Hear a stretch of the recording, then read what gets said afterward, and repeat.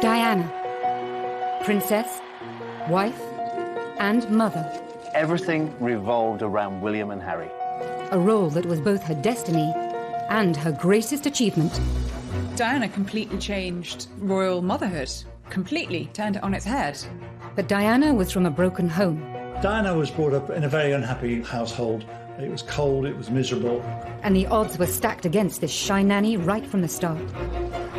Married into a family first shackled by tradition, with a husband ill-prepared for fatherhood. Charles was basically brought up by nannies. A princess who was never afraid to break royal protocol. She was setting the standards for her children. Desperately trying to provide a normal childhood to two extraordinary boys. Diana always wanted them to have a normal as upbringing as possible. As her marriage unraveled on the world stage, she fought to protect her children from the press. I hope you can find it in your hearts to understand and to give me the time and space that has been lacking in recent years. How did Diana create a revolution in royal motherhood? We examine the secrets behind her unique parenting style and ask how her sons have learned to live with the tragedy of her loss.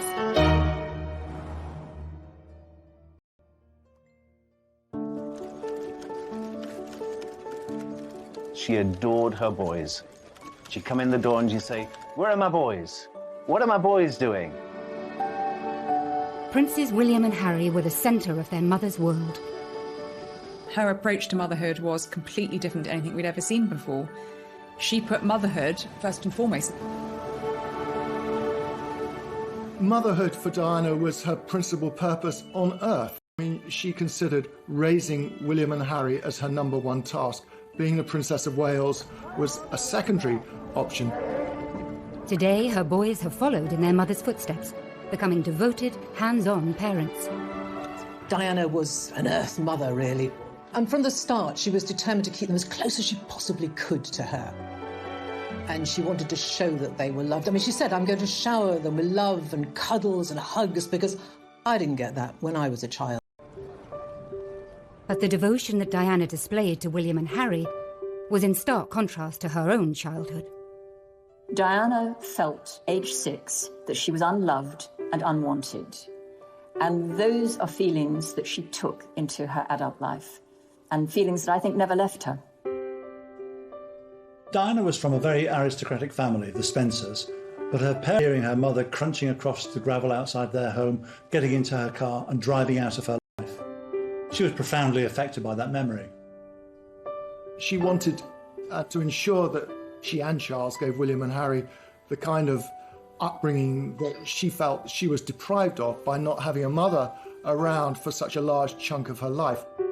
She herself had not felt loved in the very peculiar circumstances in which she was brought up, with Rain Spencer, the new wife of Earl Spencer, whom she described as acid rain, and a whole lot of nannies who were very unsympathetic.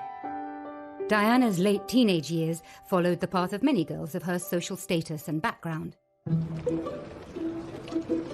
Diana was a quintessential Sloane Ranger, the kind of girls who wore flat shoes and long skirts. They came from a certain class and had a certain style, and she was a perfect example of that. It was no surprise that one of Diana's first jobs was working as a nanny for an American family in London. I think girls like Diana are programmed to become mothers. She went to a boarding school that was not particularly academic. Girls were not expected to have great careers. I don't think she was at the forefront of the feminist movement. By 1980, she had her first full-time job as a nursery teacher's assistant in Pimlico. I wanted to teach children, and they said, "Why not come along?" So I first started off doing afternoons, and then I took over the mornings and did whole days. Can I ask you if it was your own child in particular? Oh, yes. Did that prompt you into wanting to do it? I just love children. She was always happy and outgoing, showed a great sense of humour, and was very relaxed with the children.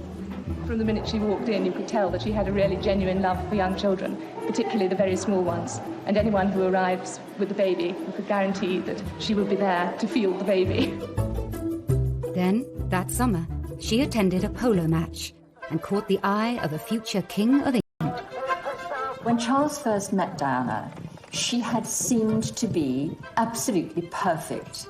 She seemed to love the countryside. She was a funny, easy, carefree girl who seemed to love Charles, love everything that he loved, and just be simple, uncomplicated. Their romance blossomed over sailing weekends at Cowes and a visit to Balmoral. Prince Charles had to find someone who was eligible, a virgin, of aristocratic background, that would provide him with bloodstock. On the 24th of February, 1981, the couple announced their engagement to the world's press. Yesterday you were a nanny looking after children. Will in all likelihood be queen. It's a tremendous change for someone, if I may say, of 19 to make all of a sudden, the transition. It is, but I've had a small run out to it all in the last 6 months. And next to Prince Charles, and I can't go wrong. He's there with me. You miss looking after the children? Yes. Well, I certainly miss you, I do. Hope so. And I'm amazed that she's been brave enough to take me on. And I suppose in love. Of course. Whatever in love means. On the 29th of July, 1981, Charles and Diana married. The most iconic wedding of the 20th century. Prince Charles and his bride, the new Princess of Wales, acknowledged the roars of delight from the huge crowds from the balcony of Buckingham Palace. When I asked Diana about the wedding, she told me that she felt that she was a sacrificial virgin lamb, sacrificed on the altar of monarchy. Her prince in shining armour did arrive and carry her off, but not to a fairy tale. Really, she became a broodmare. Just over 3 months later, Diana was officially pregnant. The princess was for once rather coy with the photographers. Your Royal Highnesses are to be blessed with a child. As soon as Diana became pregnant, she really did come into her own because she always wanted to be a mother. And as soon as her baby arrived, that was it. She was setting the standards for her children. The arrival of Diana's first child would breach royal protocol for direct heirs to the throne.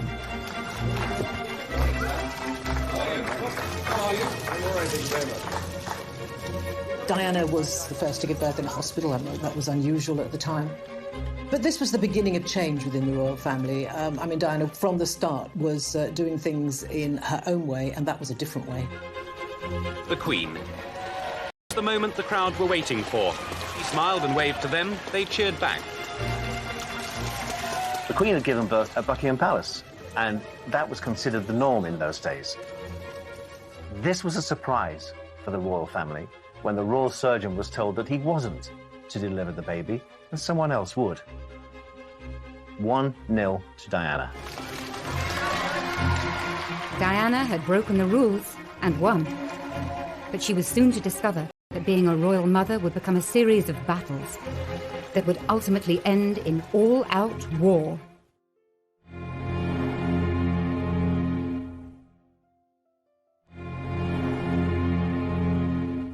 On the night of the 21st of June, 1982, Buckingham Palace announced that Princess Diana had given birth to a boy. News teams sent to Prince Charles's country estate were ordered to capture ecstatic local celebrations. In Gloucestershire, and celebrated in their way. Dear Princess Diana and Prince Charles, congratulations on the birth of your new baby. Her number one job was to produce an heir to the throne, and if possible, a boy. And that's precisely what she did. They were both very, very happy when their son was born. You know, that was a real boost. Charles could not have been happier. Charles and Diana's new baby was now second in line to the throne. They have been singing Well Done, Charlie, let's have another one. On the programme of events. Bloody hell, give us a chance. Have you thought of a name yet, sir? Have you thought of a name yet? Yeah, we thought of one or two. Is the princess well? Any bit of an argument about it.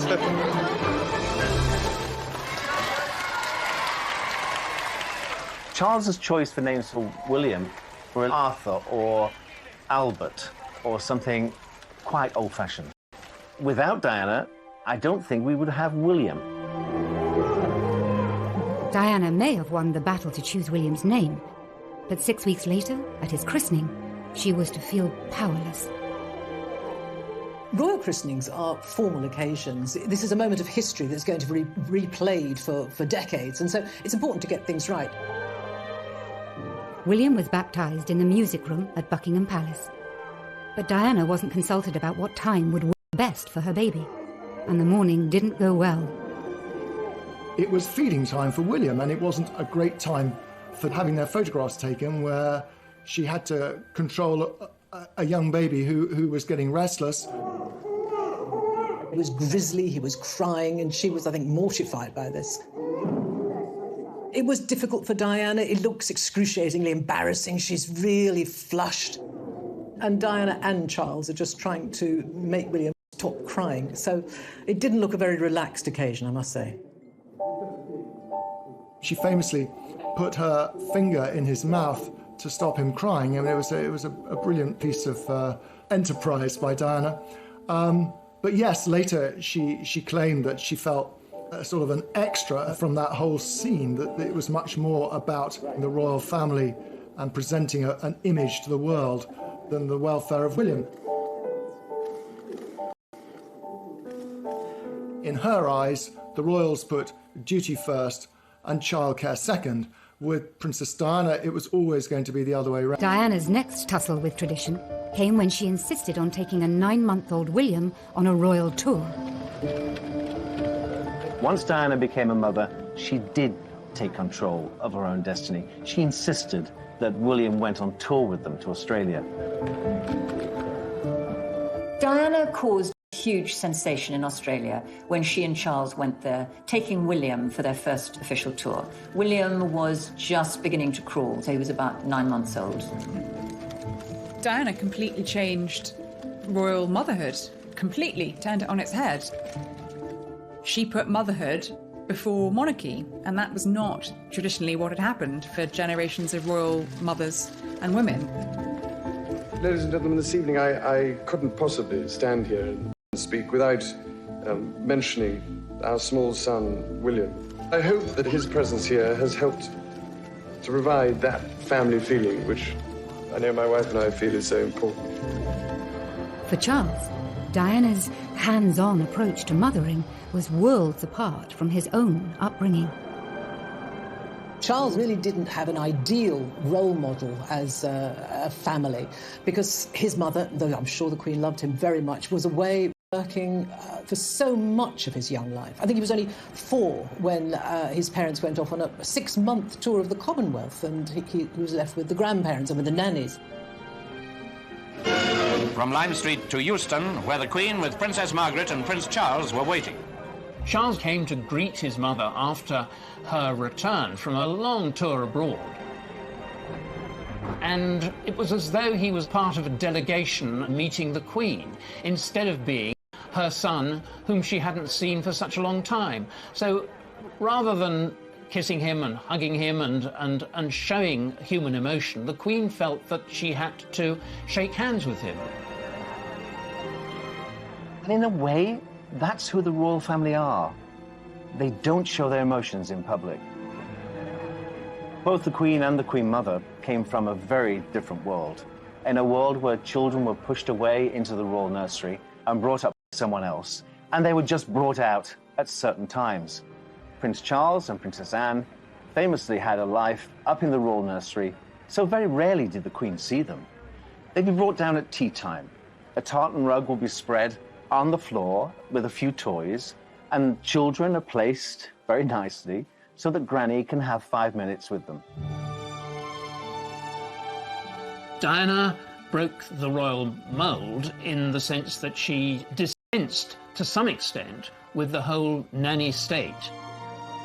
She tucked them up. She was the very model of a modern mummy. Prince of Wales decided to provoke some action, first with a handkerchief and assorted noises. Charles was keen to demonstrate his desire to be a domesticated dad. In the early days, Diana and Charles really enjoyed things like bath time with William. Diana admired the fact that Prince Charles spent a lot of time with his son. Charles understood the need to love. He did love. He understood the need to be secure. But again, I just don't think he didn't have the role models.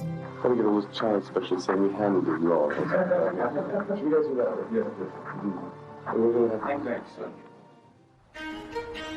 Less than 2 years later, the couple were delighted to announce there would be another addition to their happy young royal family.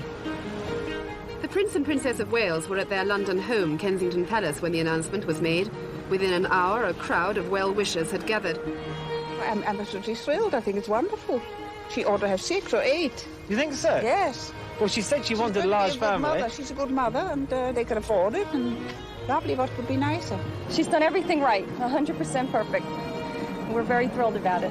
Prince of Wales needed to find a bride who could provide him with children, and it was Diana, and that's precisely what she did.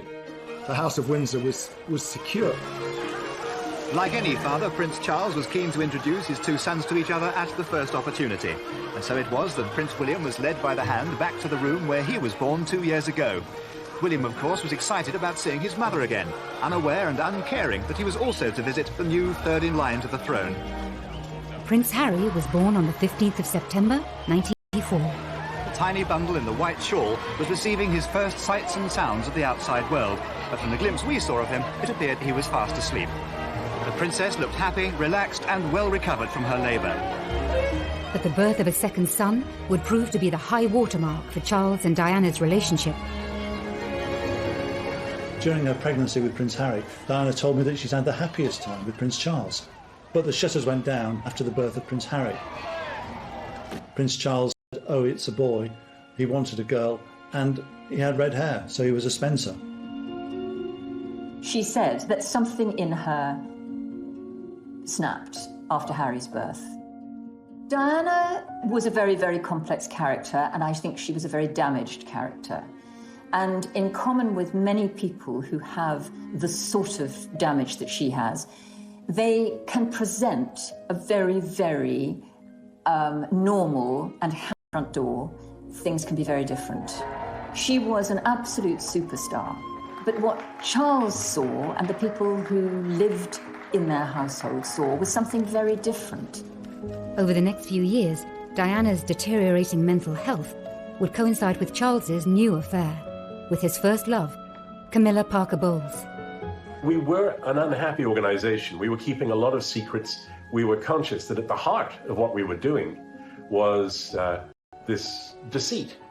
And that had a corrosive effect on relations. It had a pretty corrosive effect on the way we delivered the royal engagements that we did. They were all pretty good, but I used to think how much better they could be if the effort we were putting into concealing the truth were actually put into the day-to-day royal business. William and Harry were kept away from the underlying issues within the royal household. Despite the ordinariness, if you like, of William and Harry's childhood, there were huge numbers of staff. I mean, Diana liked having people to take care of her, as does Charles. So there were nannies and all sorts of aides and assistants who could spirit the children off and entertain them. In those formative years, they were unaware of the difficulties that their parents were going through. And I suppose in that sense, they were quite privileged because there were people like me, the team that I had, the other members of the household staff, that were able to be part of this entertaining group that gave them laughter, certainly. Diana always encouraged her children to call all her staff by their first name. She saw everybody within the household as an integral part of that family. And thus enabled William and Harry not to be distanced from them, not to be sort of completely isolated. They had the completely free roam of the palace. And I think that's a good sign. But by the late 80s, cracks in the marriage were wider than ever. Diana always told me that she and Charles, whatever their differences, tried never to row in front of or because of the boys. And I do think they tried to be good parents in that way. I honestly don't think Harry ever really knew quite how bad things were between his parents. William certainly did. Diana herself talked about William passing tissues under the bathroom because, he heard his mother crying because of what was going on in the marriage. And him declaring that he wanted to be, when he grew up, he wanted to be a policeman so he could take care of mummy. I mean, enchanting sort of anecdotal evidence but nevertheless, it was evidence that William was aware that something wasn't quite right.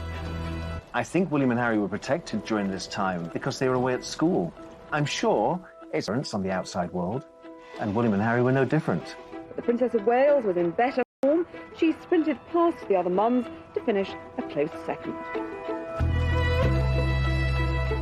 But for all the best intentions of protective grown-ups, William and Harry's childhood innocence would soon be shattered. Within a couple of years, their parents would be openly fighting it out in the full public glare, in what became known as the War of the Waleses.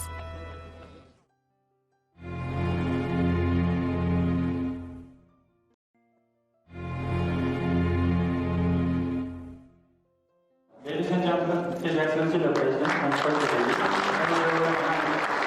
In 1992, Charles and Diana toured India and Korea. It proved to be a PR disaster. Diana appeared to be reveling in revealing the cracks in her marriage, with missed kisses, isolated photo calls, and moments of misery.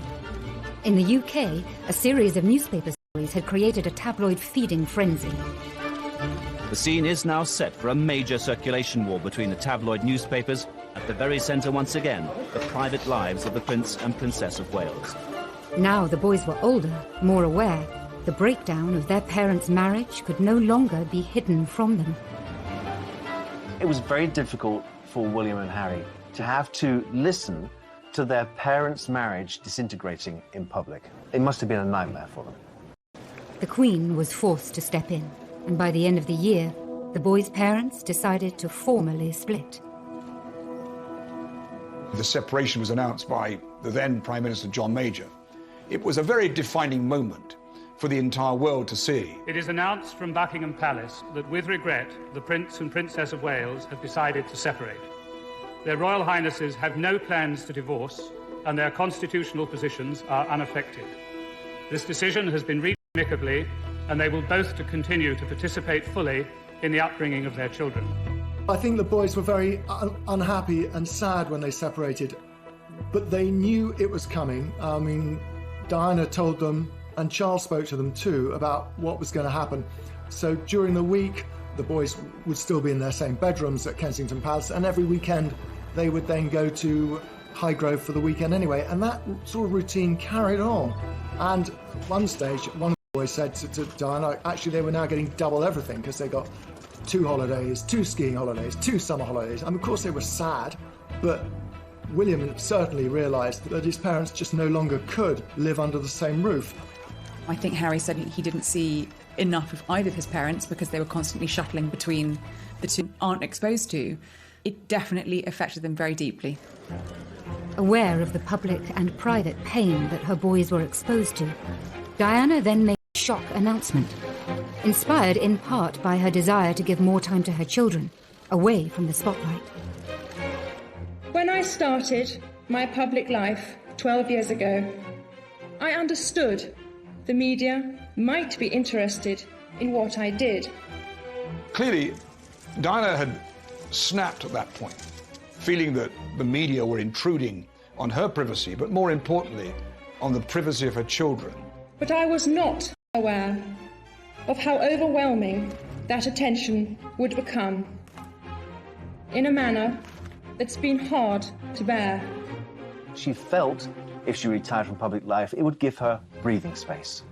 Time to be with William and Harry, time to repair her relationship with them. I hope you can find it in your hearts to understand and to give me the time and space that has been lacking in recent years. Of course, her focus was going to be very much on the boys. I mean, I think she wanted to be around more to perhaps to talk to them, to help them if they wanted it, to discuss their lives. My first priority will continue to be our children, William and Harry, who deserve as much love and care and attention as I am able to give, as well as an appreciation of the tradition into which they were born. A month after her separation from their father, Diana treated William and Harry to a surprise holiday on a remote Caribbean island. We arrived on the island of Nevis, free of the press for 2 days. She was there with 2 friends of hers that had their children. She'd sort of, picked up 2 roaming children within the hotel and said, come and play with my sons. They were the same age group. She became the Pied Piper of Nevis for a while, just gathering in these people for this small plantation inn. I've always said that this holiday with Diana's friends was probably one of the best holidays that she'd actually had.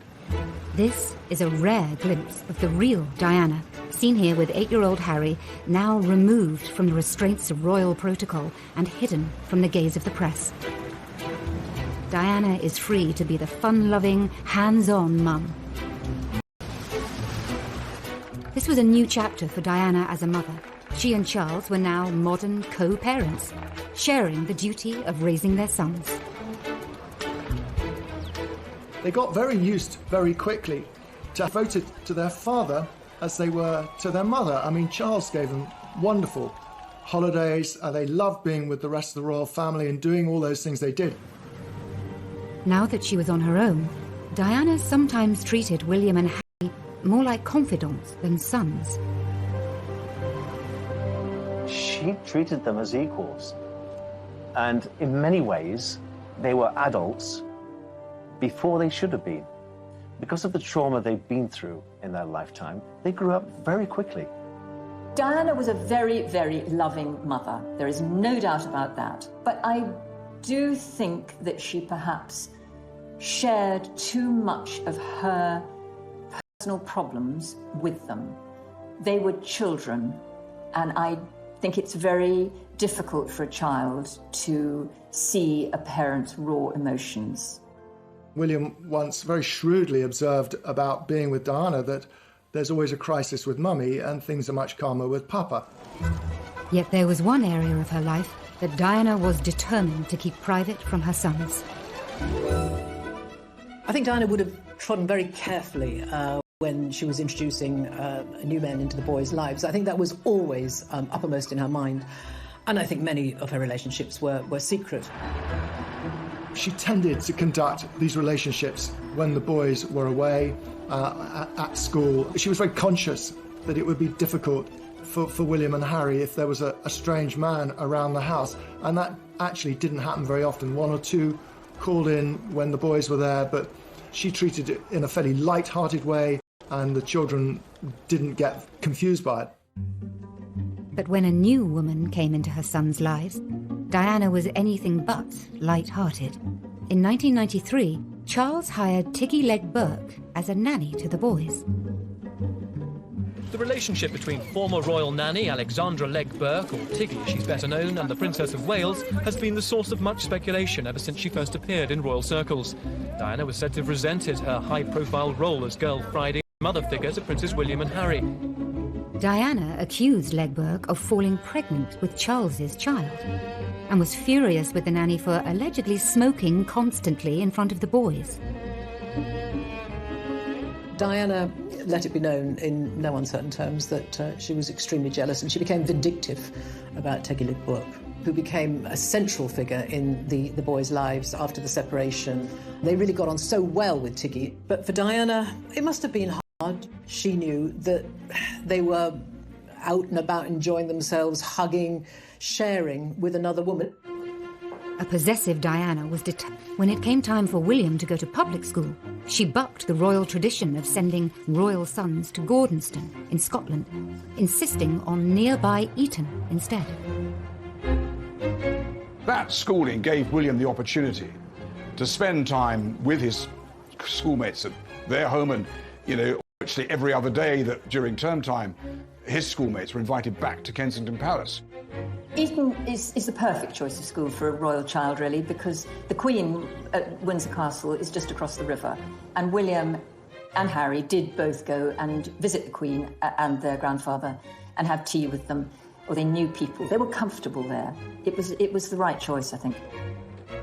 But just as life seemed to be settling for the boys, a new round of public warfare broke out between their parents. Then there were the television programmes. This time, the headlines were of their own making and took the War of the Waleses to a whole new level. First, Charles was interrogated into confessing his infidelity by Jonathan Dimbleby on ITV. Did you try to be faithful and honourable to your wife when you took on the vow of marriage? Yes, absolutely. And you were? Yes. Until it became irretrievably broken down. Then Diana rubbed salt into old wounds a year later, when Martin Bashir made the scoop of the century on BBC One's Panorama. Do you think Mrs. Parker Bowles was a factor in the breakdown of your marriage? Well, there were 3 of us in this marriage, so it was a bit crowded. But it wasn't possible, and it was very hurtful for them. All of that, they would have been teased about it. The embarrassment for them, I think just, it's beyond belief. Her primary concern throughout all the War of the Waleses was for her children and what they would think. She said, I worry how other boys will treat them. Because sometimes children can be cruel. Even aristocratic children going to boarding school can be quite barbed. Charles and Diana finally divorced on the 28th of August, 1996. Life for all the Waleses had at last reached a new normal, and Diana was free to become the woman and the mother that she could never be before. I think she began to put her life together again. She became much more confident. Her self-esteem went up. She then felt, OK, I'm my own woman. I'm going to get on with it. I'm going to do things my way. And if I'm not representing the royal family, I'm going to represent the very best of me. And I know what I'm good at. I'm good at giving tender, loving care. But just 1 year later, almost to the day of the divorce papers coming through, William and Harry's lives would once more be thrown into turmoil and total tragedy.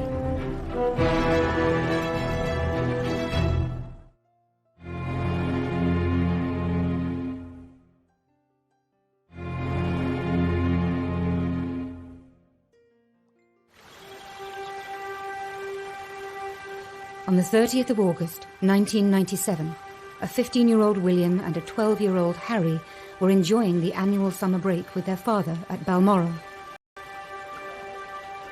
That night, the last images of their mother were captured by grainy CCTV cameras at the Ritz Hotel in Paris.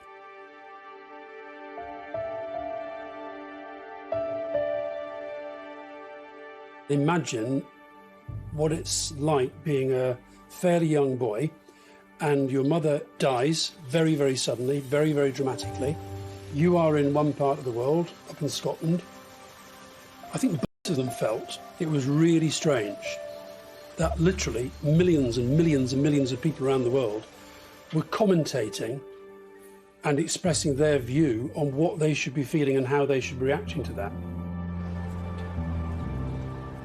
I don't think this public spectacle of 2 hugely damaged, hurting young boys walking behind their mother's coffin, I don't think it helped anyone. I cannot think that she wanted her boys to go through. From boys, one inspired by duty, who knew it was his duty to walk behind his mother's coffin, and the other, not.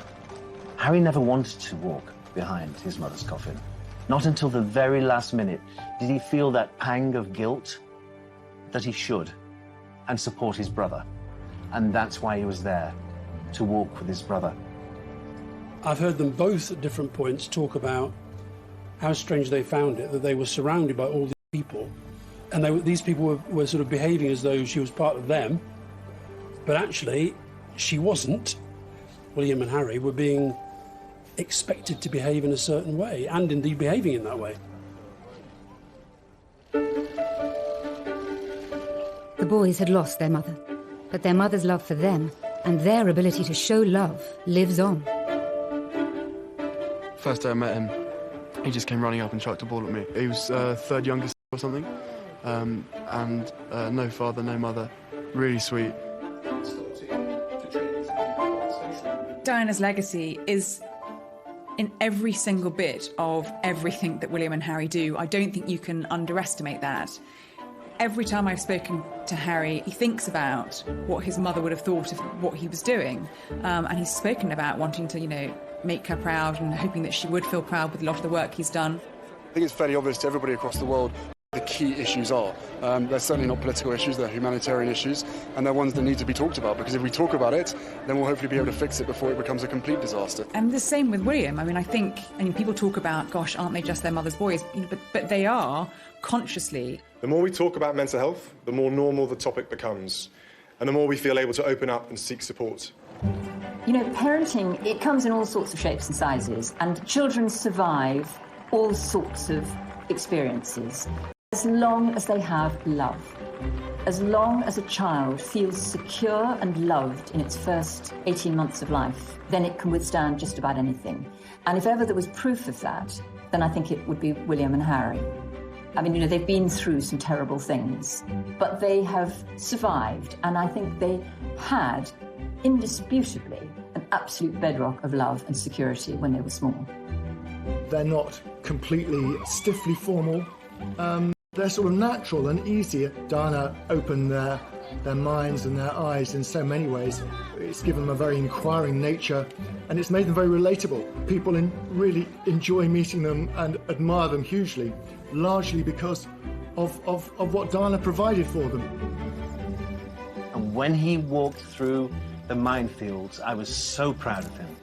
That little boy paying homage to the path which she trod, will carry on his mother's work in a more subtle way.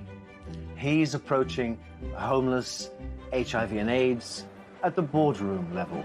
I feel very closely linked to Centrepoint. It is a charity with which both my mother and father became passionately involved. Indeed, it was while my mother was patron that Harry and I had our first contact with Centrepoint. Prince William is far more Hanoverian than Prince Harry. He's shown himself to be wiser and been prepared to accept what's happened and moved on. And I don't think that Prince Harry has really moved on from the traumas that he's faced in his life. You see in William, sometimes the way he will sit and listen to people in a meeting or a conversation or an event. And it's literally like looking at Diana. Reflections of Diana can even be seen in her son's different choice of wife.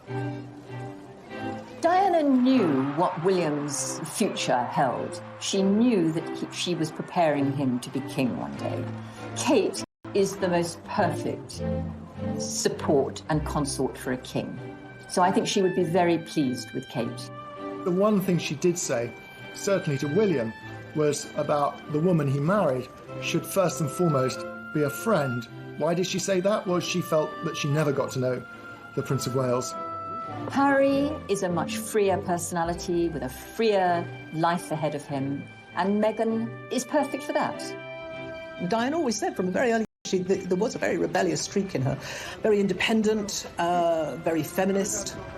There are parallels, obviously, between the way Diana decided that the media attention, the way of life was too much for her, and the way Harry and Meghan have chosen to quit as senior members of the royal family, even more dramatic.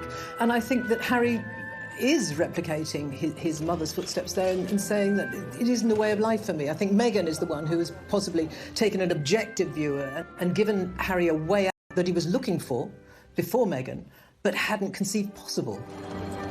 Now, both princes have children of their own. As parents, they seem to be very aware of the psychology behind their upbringing. Prince Harry can't get let go of Archie. He seems to be besotted.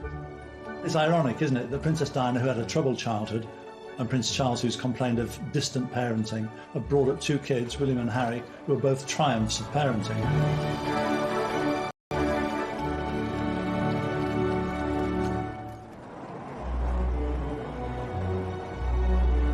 As a mother, Diana was loving, fun, and completely devoted, changing the royal family in ways that we are only now beginning to understand. Royal motherhood. She put motherhood before monarchy. All future royal mothers have Diana to thank for that.